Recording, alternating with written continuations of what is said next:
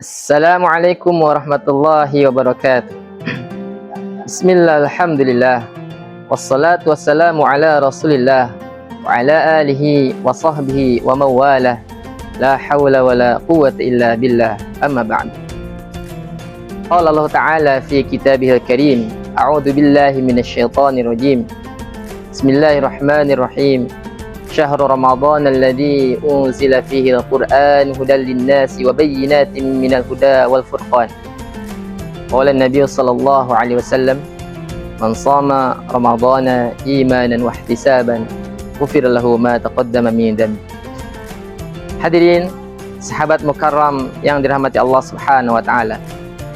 Bersyukur kita kepada Allah Subhanahu wa taala dengan mengucapkan alhamdulillahirabbil alamin atas segala nikmat, nikmat yang Allah berikan kepada kita semuanya, sehingga dengan nikmat panjang umur kita bisa bertemu kembali dengan bulan yang agung, bulan yang mulia, bulan yang penuh dengan keberkahan dan keutamaan, yaitu bulan suci Ramadan.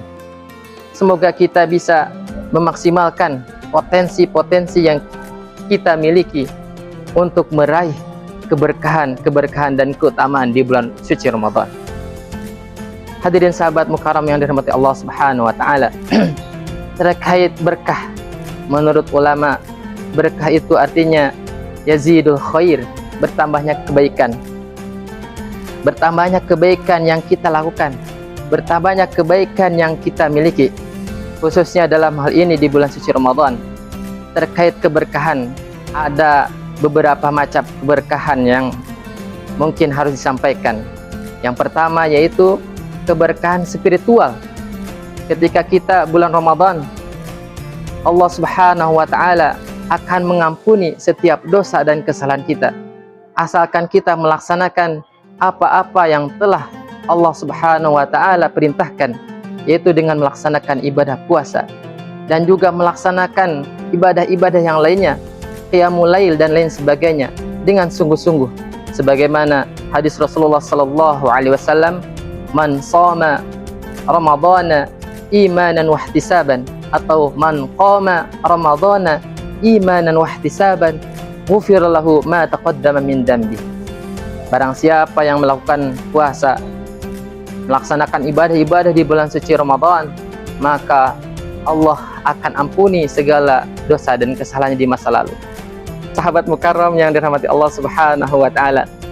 Yang kedua yaitu keberkahan yang akan kita dapatkan, yaitu keberkahan fisik. Dengan puasa kita insya Allah akan menjadikan sehat. Sumu tasihhu, berpuasalah kamu maka akan disehatkan. Karena selama 11 bulan perut kita ini tidak henti-hentinya untuk mencerna apa yang masuk ke dalam perut kita.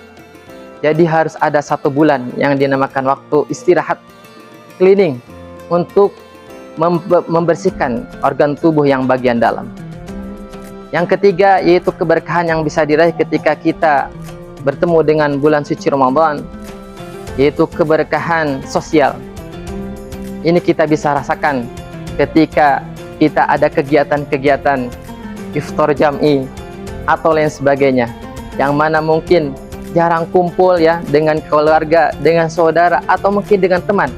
Ketika ada bulan suci Ramadan, momen-momen ini kita manfaatkan untuk berkumpul, bersilaturahim dan lain sebagainya. Dan yang keempat yaitu keberkahan materi yang bisa kita dapatkan di bulan suci Ramadan. Contohnya apa?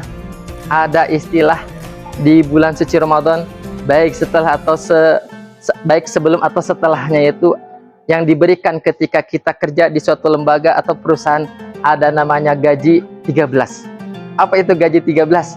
Ya mungkin sering kita kenal namanya THR, tunjangan hari raya.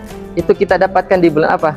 Di bulan suci Ramadan. Masya Allah. Inilah keberkahan yang kita dapatkan. Masih banyak lagi keberkahan, keutamaan di bulan suci Ramadan. Bagaimana banyak hadis ya, banyak informasi yang disampaikan oleh ulama-ulama ya terkait keberkahan di bulan suci Ramadan.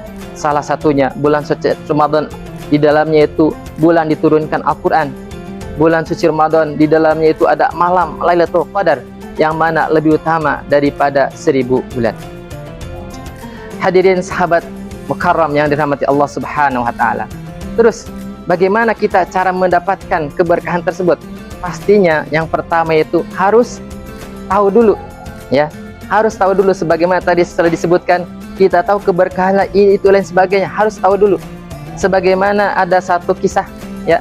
Ada seorang siswa yang cium tangan salim sama seseorang, ya. Ternyata seseorang itu siapa? Adalah guru, ya. Guru tersebut mungkin di sekitar sekolah kita, lembaga kita, ya.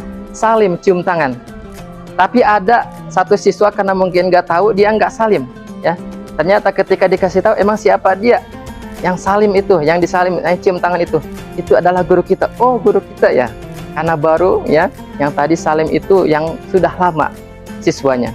Seperti itu. Berarti harus tahu dulu terkait keberkahan, keutamaan di bulan suci Ramadan.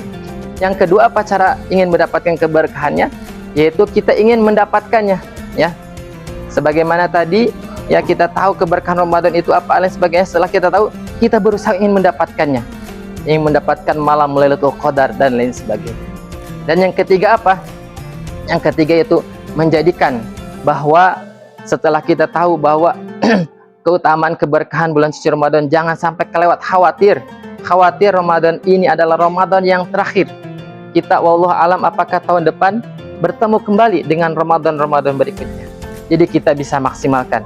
Sebagaimana kita sholat adalah sholat ini sholat yang terakhir, apakah nanti kita bisa sholat lagi ataukah enggak. Dan yang terakhir pastinya harus ada target. Harus ada target kita di bulan suci Ramadan ini, ya, dalam hal ibadah lain sebagainya. Sholatnya, qiyamul lail, tilawahnya berapa juz kali khatam dan sebagainya. Kita buat target setinggi-tingginya, semampu kita. Yang mudah-mudahan kita bisa raih keberkahan di bulan suci Ramadan.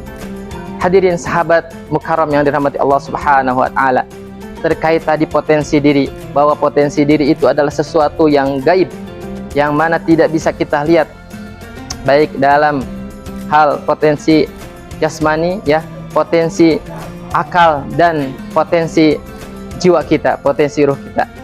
Hadirin sahabat mukarram yang dirahmati Allah Subhanahu wa taala, sekali lagi mari kita maksimalkan, ya. Mari kita kuatkan untuk mendapatkan keberkahan di bulan suci Ramadan ini, ya, dengan memaksimalkan potensi-potensi yang kita miliki, ya, baik dari potensi jasmani, baik dari potensi akal kita, baik dari potensi kolbu kita, ya, karena kolbu pusat dari semuanya. Ketika kolbu kita sakit, ya, maka yang lain juga ikutan sakit. Maksudnya ketika kolbu kita, hati kita kurang baik, maka bisa jadi yang lain juga kurang baik. Semoga Allah Subhanahu wa taala menerima setiap amalan ibadah kita.